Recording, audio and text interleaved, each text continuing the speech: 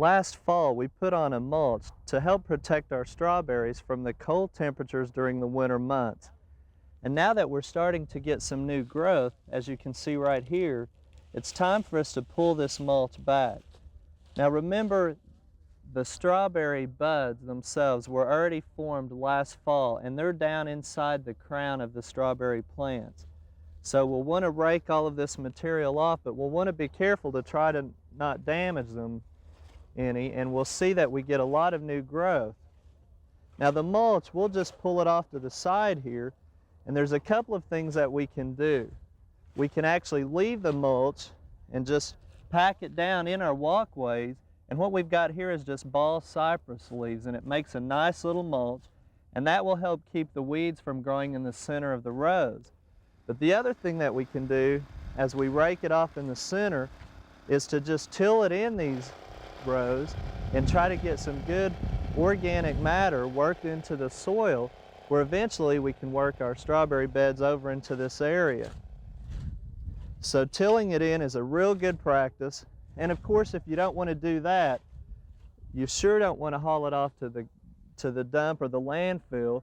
It makes great compost material. So if you don't want to use it in your walkways, just take it back to your compost bin and try to compost it in. Now the other thing that you want to remember is really there's no need to put any fertilizer on this time of year unless your new growth is really a yellow color or you don't think you're getting a lot of growth.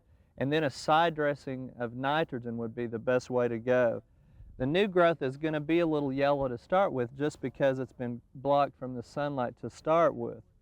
And of course, to really ensure a good crop, we want to keep them watered. And then it seems like it never fails that we might have a chance of cold frost during the time that the strawberries are blooming. So some remay like we have here, just over the top, held down with either your mulch or blocks or wood, will actually keep the temperature right on top of the strawberries about 2 to 3 degrees warmer. So that's a good thing to do. Or you can remember we got the Zone-Up blanket a few weeks ago, and it's another great insulator, especially on strawberries, during the cold spells that we may have during the bloom time. Now if you don't have a strawberry bed planted, now's a great time to do so with varieties maybe like Sunrise or Cardinal, All-Star or Atlas, just to mention a few.